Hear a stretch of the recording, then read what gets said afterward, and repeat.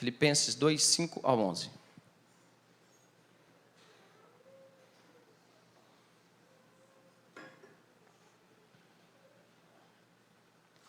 Vamos lá, meus amados, acompanhe a leitura da palavra de Deus.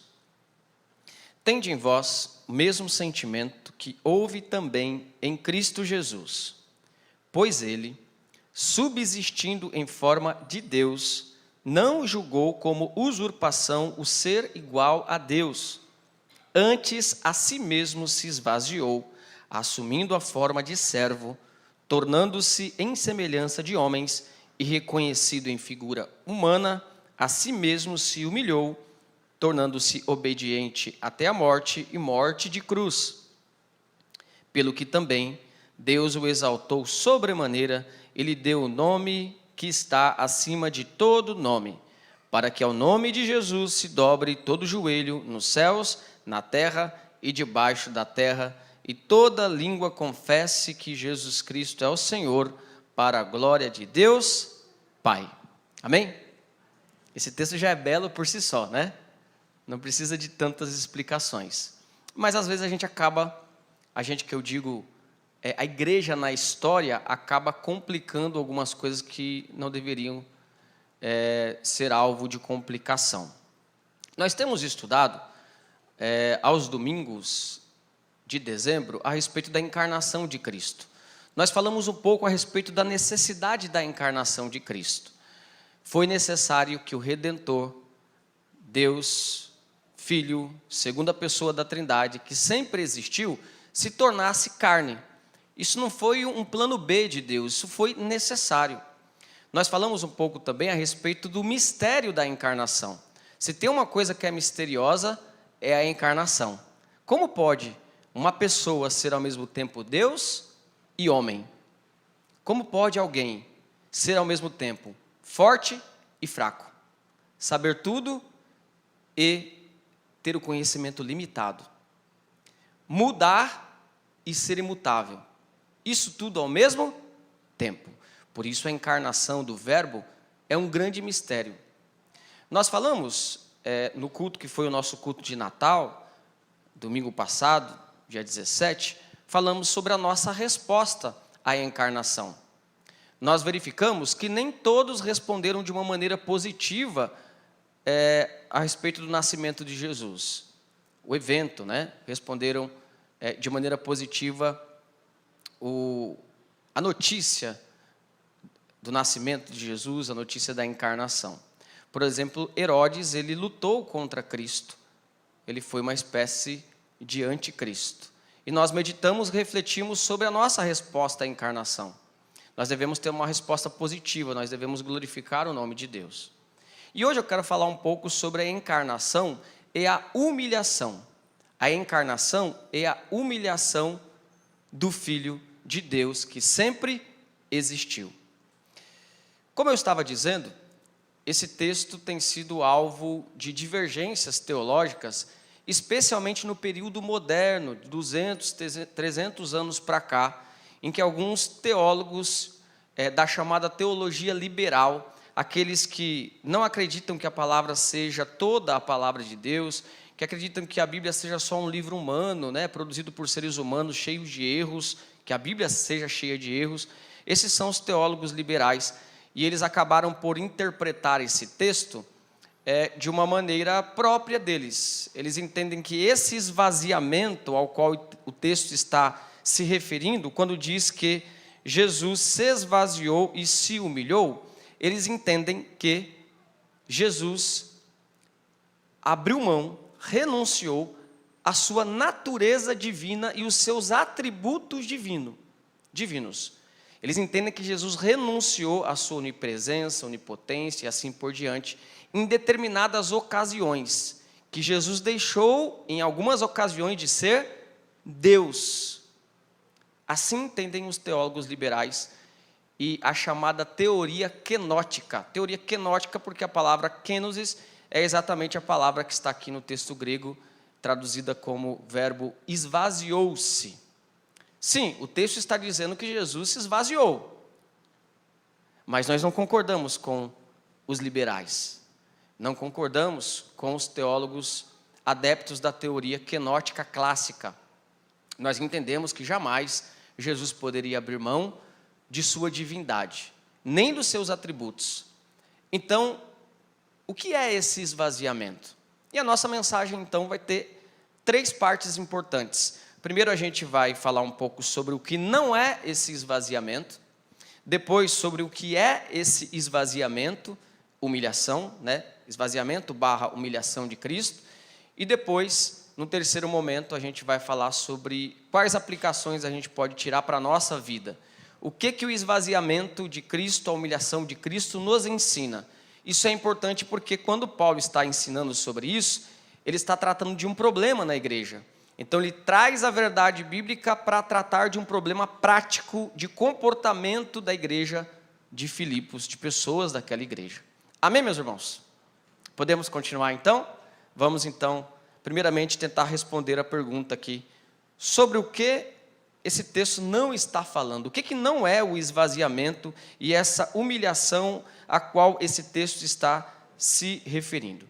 Bom, o principal para nós é entender que esse esvaziamento não é, como eu disse na introdução, Jesus abrindo mão da sua natureza divina, nem dos seus atributos divinos. Esse esvaziamento aqui não é isso. Por que não é? Quais são os nossos principais argumentos? O primeiro argumento, e um dos principais, é porque o texto não está dizendo isso. O texto está dizendo que Jesus se humilhou e se esvaziou. Mas o texto em algum momento está dizendo que ele se esvaziou da sua essência divina? Não.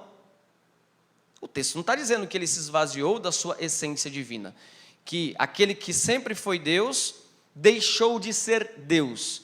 O texto está falando que ele se esvaziou, mas não está atrelando esse esvaziamento à abstinência da divindade, à renúncia da divindade. O texto não está dizendo isso. Uma outra coisa, um outro argumento que aponta para o fato de que o texto não está dizendo que Jesus abriu mão da sua divindade, nem dos seus atributos, é que, se isso fosse verdade, isso iria contra a imutabilidade de Deus. Uma das características de Deus é que Deus é imutável. Veja, irmãos, o que torna Deus diferente de nós? Deus tem vontade? Sim ou não?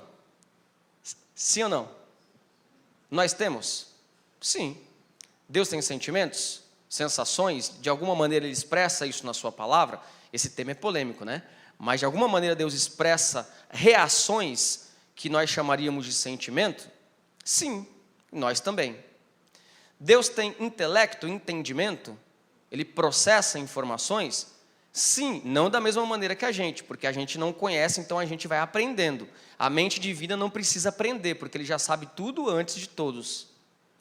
Nós aprendemos e ficamos surpresos com o nosso aprendizado. Deus nunca fica surpreso com o aprendizado, porque a mente divina é completa. Mas mesmo assim, Ele tem um intelecto, Ele pensa.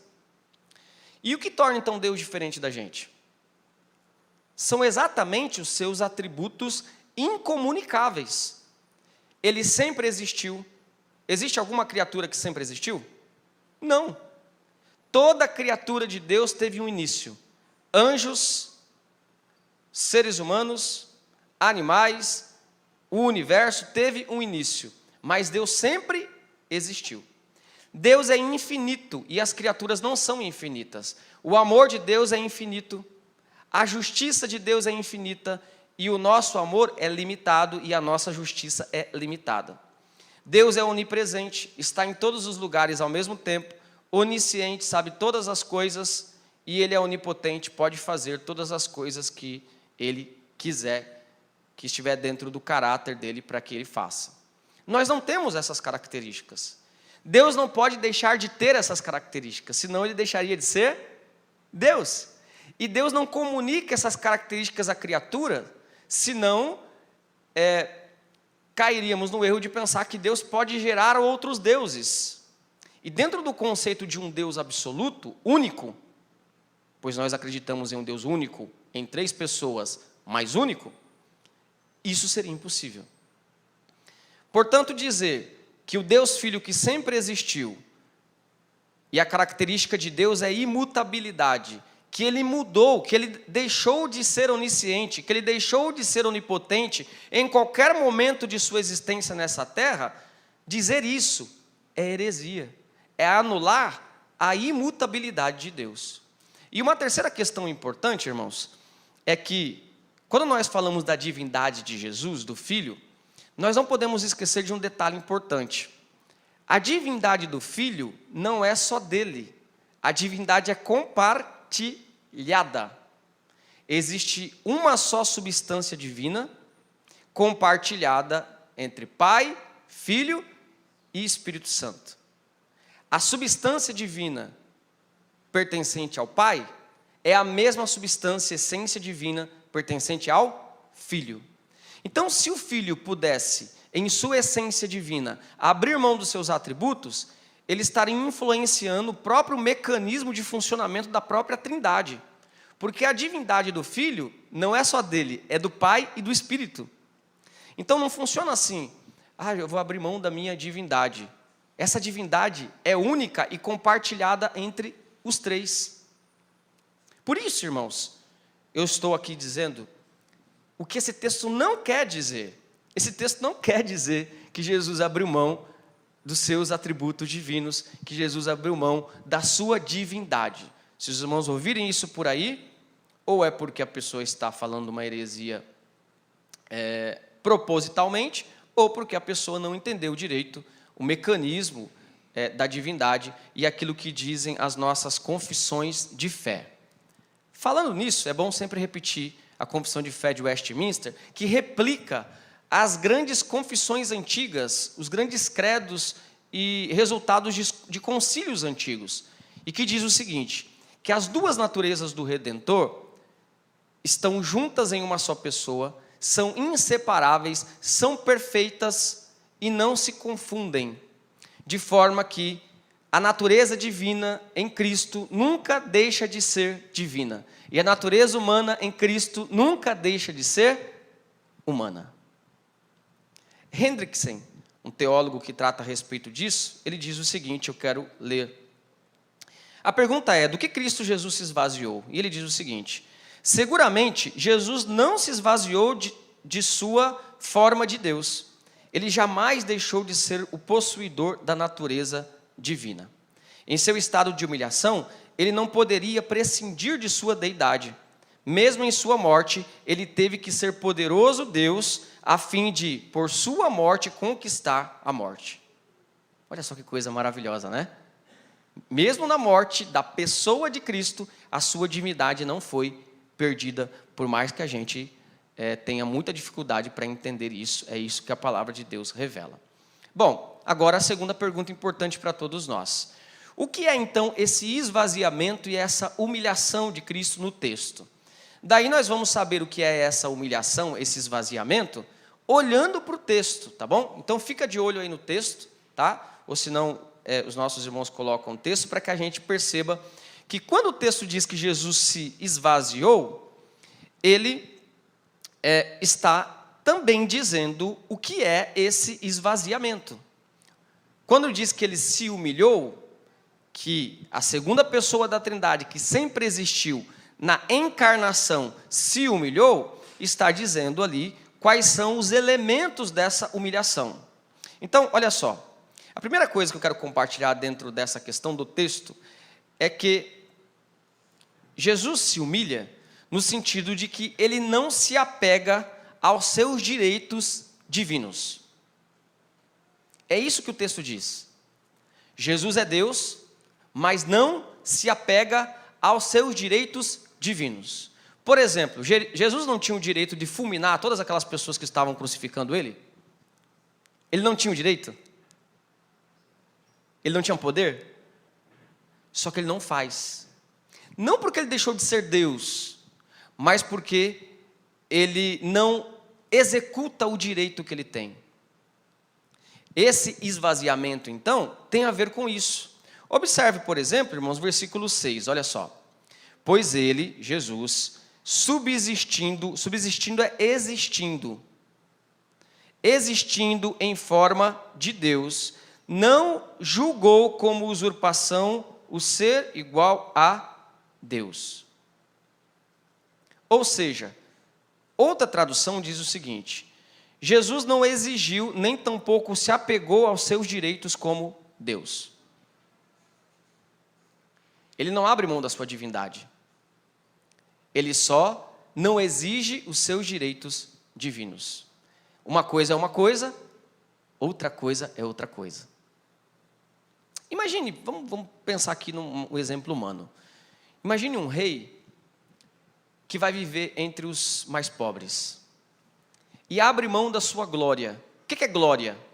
Glória é a majestade, a pompa, aquilo que as pessoas observam, os bens, o ouro, o trono. Ele abre mão dessa glória e vai viver entre as pessoas. Esse rei deixa de ser rei por isso? Não. A sua essência, ele é um monarca. Mas naquele momento, ele não utiliza os seus direitos de rei. Tem até alguns filmes que retratam isso, né? Tem um filme aí da década de 70, 80, que é um bilionário que fez uma aposta com amigos de viver entre os mendigos, né? Eles fizeram uma aposta quanto tempo ele conseguiria sobreviver, né? Mais ou menos nesse sentido, tá bom? Eu nem me lembro desse filme porque eu não sou dessa época, né? Mas os irmãos aí... Mas veja, o texto está dizendo que Jesus não julgou como usurpação o ser igual a Deus. O que é julgar como usurpação? Usurpar é roubar. Ele não julgou que o ser igual a Deus era um roubo. O que isso quer dizer? Isso quer dizer que Jesus entendia que ele ser igual a Deus é um direito, não é um roubo. Está entendendo? Quando a gente tem uma coisa que não é nosso direito, isso não é um roubo? Não é verdade? De certa forma, a gente não está usurpando? Se você possui alguma coisa e não é seu direito possuí-la, você está usurpando aquilo. De certa forma, você está roubando. O que o texto está dizendo é que Jesus entendia que ser igual a Deus não era uma usurpação, não era um roubo. Por isso, ele entendia claramente, obviamente, que ele deveria ser, que ele era Deus, era igual a Deus, mas não se apegou aos seus direitos divinos. Tudo bem, irmãos? O que é o esvaziamento e humilhação? Jesus não se apega aos seus direitos divinos. Essa é uma coisa que o texto está revelando claramente. Qual outra coisa que o texto está revelando claramente? Versículo de número 7. Está revelando também que faz parte dessa humilhação a adição da natureza humana na pessoa divina que sempre existiu. Então, veja só. A pessoa divina que sempre existiu, a segunda pessoa da Trindade que sempre existiu na eternidade, ela não perdeu a natureza divina. Ela ganhou uma natureza humana.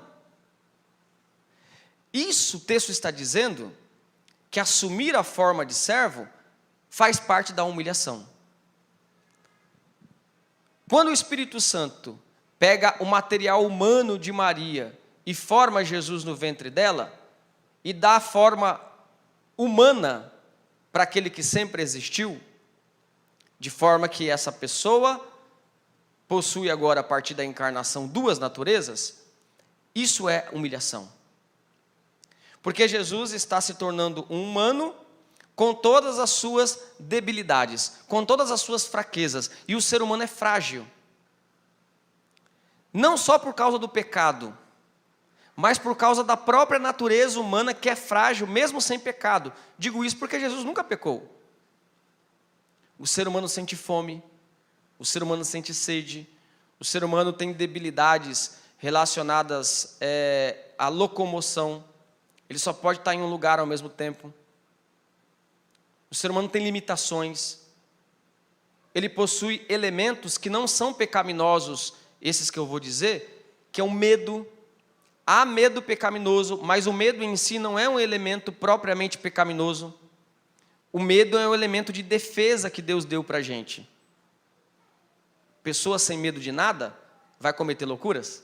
Claro que sim. O medo, ele tem um elemento de defesa. Claro que existe o medo pecaminoso. O pecado trouxe essa distorção. Mas Jesus sentiu tudo isso. que Jesus sentiu no Getsêmani, quando ele começa a suar sangue? E ele diz, Senhor, passa de mim esse cálice, porém seja feita a tua vontade. Jesus estava amedrontado, fragilizado. É nesse sentido, então, que ele se humilha. A segunda pessoa da Trindade que sempre existiu, toma uma natureza humana.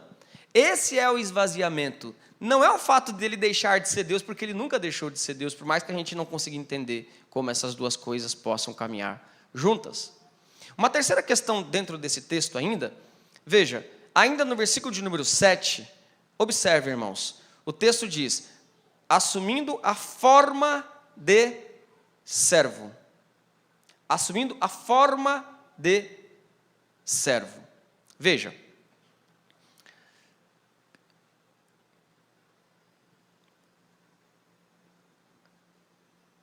como Jesus era reconhecido antes da encarnação? O Deus glorioso, com toda a sua glória. Os anjos o adoravam. Ele se manifestou no Antigo Testamento através de teofanias. Quem se apresenta a Abraão? Provavelmente o Cristo pré-encarnado. Toda a sua glória. A partir do momento de sua encarnação, quem olha Jesus, quem olha aquele homem, consegue ver a divindade nele?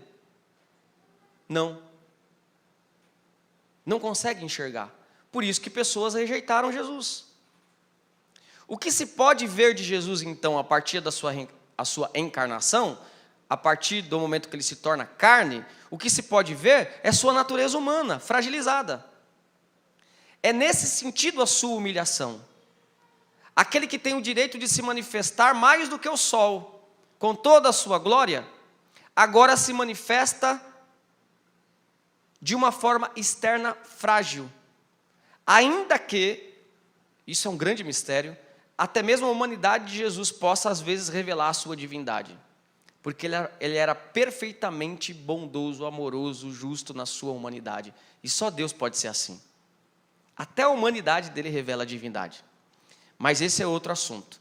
O que eu estou dizendo aqui então, é que aquele que sempre foi conhecido pela sua glória, passa a ser conhecido pela sua figura humana. Fragilizada, humana, com todas as limitações humanas. Tomando a forma de servo. João Calvino diz o seguinte, eu vou ler aqui 2 citações dele a respeito disso. Sendo o que era, ele poderia, sem prejudicar ninguém, mostrar-se igual a Deus. Mas ele não se manifestou como realmente era, nem assumiu abertamente diante dos homens o que lhe pertencia por direito. Então Jesus era Deus, mas as pessoas não veem isso, porque ele não manifesta isso. Nisso está a sua humilhação e o seu esvaziamento. Uma outra citação de Calvino diz o seguinte, Cristo de fato não poderia renunciar à sua divindade. Veja que Calvino disse isso, tá, irmãos? Eu vou até repetir aqui, tá? Cristo, de fato, não poderia renunciar à sua divindade, mas manteve oculta por um tempo, para que, sob a fraqueza do corpo humano, a divindade fosse vista. Que maravilha, né? Que grande mistério admirável da nossa religião. Quarta coisa que o texto nos demonstra, a respeito do esvaziamento e da humilhação de Cristo. Versículo 8. Olha só o versículo 8, o que o versículo 8 diz. A si mesmo se humilhou, tornando-se obediente até a morte, morte de cruz. Eu destaco essa porção, tornando-se obediente. Aquele que é a maior autoridade sobre todas as coisas, se submetendo a autoridades humanas, sendo obediente a essas autoridades.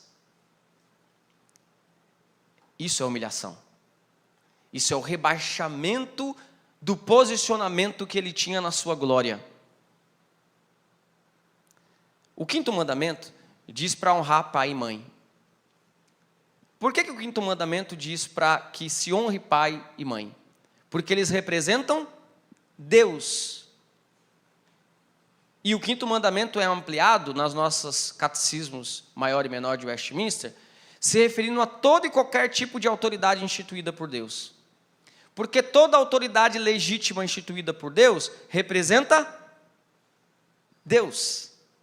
Na igreja, na família, na sociedade civil e assim por diante. Nós devemos obedecê-las porque elas representam a maior autoridade. Deus é a maior autoridade. Deus não se submete a ninguém. Jesus se esvazia, se humilha e se sujeita.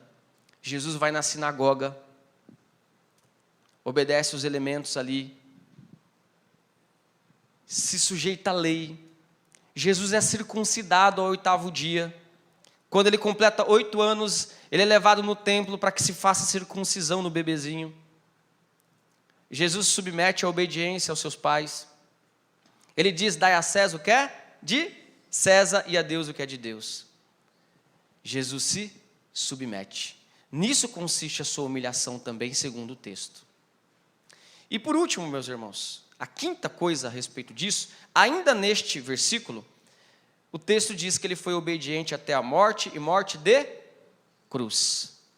Esse que usufruía de todos os seus direitos que são dele por natureza, com toda a sua glória, no seu grande trono, dominando todas as coisas, toma a natureza humana, sofre, se submete, sem abrir mão da sua natureza divina, mas não revelando a sua natureza divina, pelo contrário, sendo visto através da sua natureza humana.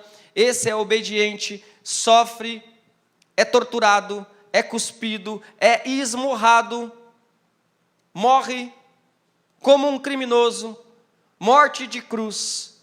E nisso consiste então, para por aqui, a humilhação de nosso Senhor e Salvador Jesus Cristo. Porque a partir daí é a exaltação. A partir daí é o homem, Deus, Redentor, sendo exaltado. E isso é muito bonito, retratado no texto, mas não é o nosso alvo da mensagem de hoje, pois nós estamos falando da encarnação do Natal. E chegamos à conclusão, meus amados irmãos, que o esvaziamento e humilhação de Cristo não são, de maneira alguma, Jesus abrindo mão da sua divindade nem dos seus atributos divinos, mas são, de fato, Jesus tomando uma natureza humana para si, sendo obediente, sofrendo, morrendo pelos nossos pecados e assim por diante. Os irmãos se alegram por isso, amém? Porque é através disso que nós temos salvação. Tudo isso para se tornar o autor da salvação dos seus filhos, o autor e consumador da nossa fé. Bendito seja o Senhor por essa realidade maravilhosa. Nós já respondemos 2 perguntas principais da nossa mensagem de hoje. O que não é o esvaziamento e a humilhação? E respondemos o que é o esvaziamento e a humilhação. Agora nós precisamos responder mais uma pergunta. O que devemos fazer diante disso? O que devemos fazer? O que muda para nós? Afinal de contas, Paulo não cita isso que nós lemos aleatoriamente, fora de contexto. Ele está tratando de problemas, e ele está tratando de problemas de relacionamento entre as pessoas. Igreja tem problemas de relacionamento. Famílias têm problemas de relacionamento. Trabalho, cidade, governo, todas as áreas possuem problemas, porque o ser humano está ali, e nós somos falhos, nós somos cabeça dura, nós somos orgulhosos, nós somos egoístas, e esse texto está aqui para falar disso. Portanto, o que muda para nós? 2 coisas. Primeiro, nós devemos acreditar que Jesus sempre foi perfeitamente homem, perfeitamente Deus, e que ele se esvaziou nos termos que eu compartilhei no texto. Essa é a primeira coisa, nós devemos acreditar nisso. Essa é a primeira aplicação. Você crê nisso, irmão? Amém? Pronto. Agora, a segunda aplicação que eu quero trazer tem a ver com isso que eu acabei de mencionar. Problemas que estavam ocorrendo na igreja. E é por isso, então, que o apóstolo Paulo, ele começa essa sessão falando do esvaziamento de Cristo, dizendo assim no versículo 5, que haja em vós o mesmo sentimento que houve também em Cristo Jesus. Ele fala sobre o esvaziamento, mas o foco primário não era o esvaziamento, era o relacionamento que as pessoas tinham umas com as outras. no relacionamento que você tem com o seu irmão, se esvazie. Que haja o mesmo sentimento que houve em Cristo Jesus no seu coração. E a prova disso é que esse assunto começa nos versículos anteriores ao versículo 5, o qual nós começamos a ler. Olha só o versículo 3. Versículo 3. Nada façais por partidarismo. O que é partidarismo? Interesse pessoal. Paulo diz, não faça as coisas por interesse pessoal. Jesus fez coisas por interesse pessoal, irmãos? Não. O texto diz que ele se esvaziou para fazer a vontade do Pai. E por isso que Paulo diz, que haja em vós o mesmo sentimento que houve em Cristo Jesus, no versículo 5 ele diz isso. Então nós podemos aqui parafrasear e dizer, que haja o mesmo sentimento que houve em Cristo no seu coração. Ele nunca fez nada por interesses pessoais, os interesses de Cristo tinham a ver com a glória do seu Pai. E nós não devemos fazer nada por interesses pessoais. O nosso interesse principal deve ser a glória de Deus. Estava essa semana conversando com alguns queridos irmãos a respeito disso, que nós temos muitos amigos na igreja. É legal quando a gente convive com alguém que a gente tem afinidade, né? Que a gente dá risada, a pessoa diz alguma coisa, a gente já tem aquele feeling, né? Só que veja, os laços do reino de Deus estão acima da amizade. Por isso nós não podemos ter um relacionamento na igreja só com aqueles que a gente tem afinidade. Porque os laços de Cristo estão acima das afinidades pessoais. Se eu me aproximo na igreja, ou se eu ajudo na igreja somente pessoas que eu tenho uma afinidade, que eu tenho uma certa amizade, eu não estou trabalhando para a glória de Cristo, eu estou trabalhando para o meu interesse.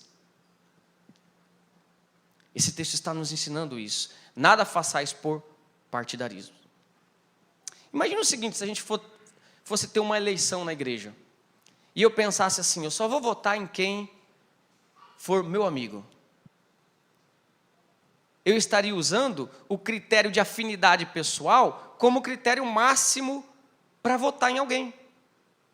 Esse não é o critério da Escritura. Eu deveria pensar diferente. Eu deveria pensar o seguinte, olha, tem uma pessoa que eu não tenho tanta afinidade, a gente não tem aquela amizade toda, mas a pessoa tem características boas. Conhece as Escrituras, dá um bom testemunho. Então, eu estou mais preocupado com a glória de Deus do que com as minhas amizades. Então, eu vou votar nessa pessoa. Você imagine se o apóstolo Paulo viajasse na máquina do tempo e viesse aqui nessa igreja. E resolvesse morar na casa de vocês aí, né? Cada domingo ele ia ficar numa casa. Irmão, vocês acham que ia ser legal conviver com o apóstolo Paulo? Sejam sinceros. Primeiro, você não ia entender nada do que ele ia falar. Ele falava aramaico, né? Ia ter um problema de comunicação. Ele não ia comer tudo que você coloca na mesa.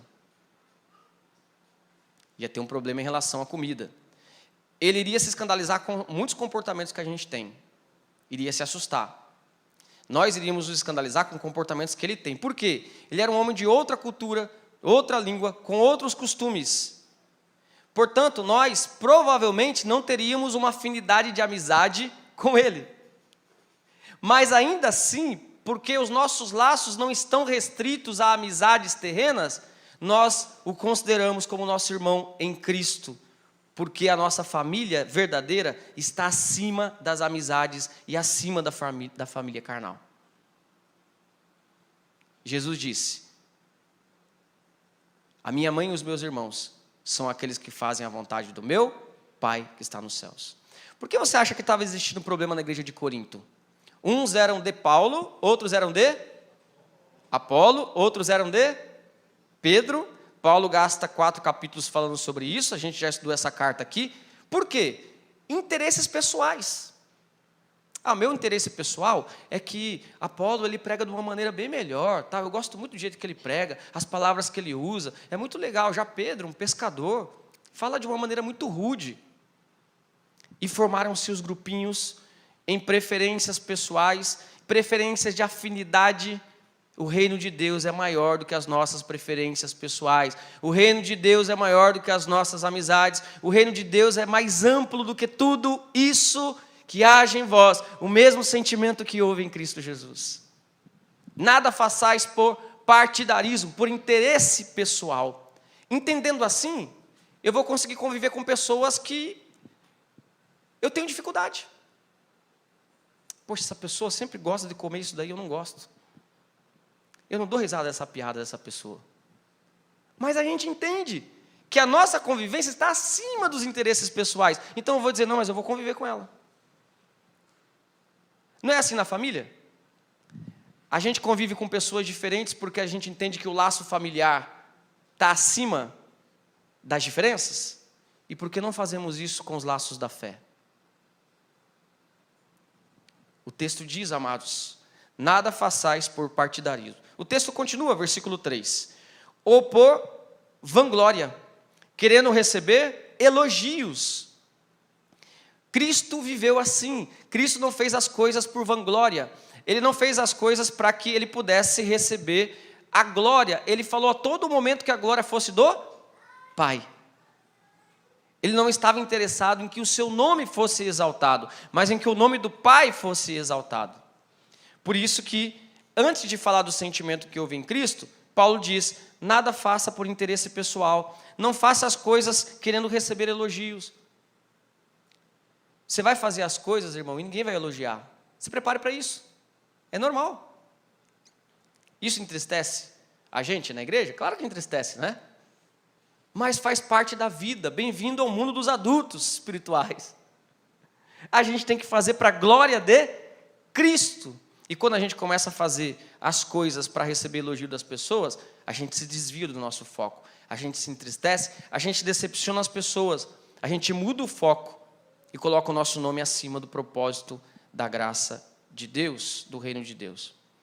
Mas por humildade, não faça para receber elogios, faça para servir. Eu vou servir e pronto. Mesmo que ninguém veja, eu quero servir. Eu quero fazer mesmo que ninguém reconheça. Mesmo que eu não receba o devido elogio, porque eu não estou de olho nos elogios dessa vida. É assim que devemos pensar. E o texto continua dizendo, considerando cada um os outros superiores a si mesmo. Nunca entendendo que nós somos melhores do que os outros. Isso não quer dizer que a gente não deva ter consciência da nossa capacidade. Nós fomos chamados cada um para uma coisa diferente. E Deus nos deu capacidades em uma área melhores ou piores do que em outras áreas e vice-versa, em relação a outras pessoas. Podemos ter consciência, mas isso não nos faz melhores do que as pessoas. Alguns cargos na igreja que a pessoa aparece muito. Por exemplo, a pregação, né? Louvor e assim por diante. Mas muitas pessoas vão ganhar naquele grande dia o grande galardão, mesmo sem ter aparecido. Na época de Martinho Lutero e João Calvino, você se lembra do nome da mulher de João Calvino? Alguém sabe aqui? Mas veja, um pastor, um obreiro, consegue fazer alguma coisa se a mulher não ajudar? Não. Então grande é o galardão dela, mesmo que a gente não saiba o nome dela. Versículo de número 4. O texto diz, a aplicação para nós, tá, irmãos? Do esvaziamento de Cristo. Não tenha cada um em vista o que é propriamente seu, senão também cada qual o que é dos outros. Se a gente não tomar cuidado com essa tradução, a gente entende errado, né? A gente dá uma olhadinha assim, a gente entende, então quer dizer que é para cuidar da vida dos outros? Não, não é isso, né? O texto está dizendo, conectado ao contexto anterior, que eu não posso buscar só os meus interesses. Eu tenho que me preocupar com o interesse das outras pessoas. Não é só o meu interesse. Esse é o ponto. Não se preocupe só com o seu interesse, mas se preocupe também com o interesse das outras pessoas. E aí no versículo 5, começa a nossa sessão. Tende em vós. Então percebam, Paulo está trabalhando com relacionamentos. Olha, se amem, No contexto anterior, um pouco antes daquilo que a gente leu no versículo 3, olha, pensem da mesma maneira, não trabalhem por vanglória, para receber elogios e assim por diante, que haja em vocês o mesmo sentimento que houve também em Cristo Jesus, nosso Senhor. Amém, meus amados? Que seja assim, que a humilhação e o esvaziamento de Cristo nos ensine que devemos acreditar nisso, mas que devemos praticar isso. Devemos nos humilhar também, assim como Cristo se humilhou. E eu termino essa mensagem com uma citação de Santo Agostinho a respeito do Natal. E ele diz o seguinte: ele está em uma manjedoura, mas contém o mundo. Ele mama no peito, mas também alimenta os anjos. Ele está envolto em panos, mas nos veste com a imortalidade. Ele não encontrou lugar na hospedaria, mas fez para si um templo no coração dos crentes. Esse é o nosso Salvador. Se tornou tudo e se humilhou até o máximo também. Sabe de tudo, mas também abriu mão da sua glória. E esse é o nosso Senhor, a quem haveremos de adorar, agora não mais na manjedoura, mas no seu estado de exaltação. E o texto que nós lemos termina dizendo que todo joelho se dobrará e toda língua confessará que Jesus Cristo é o Senhor, para a glória de Deus Pai. Amém?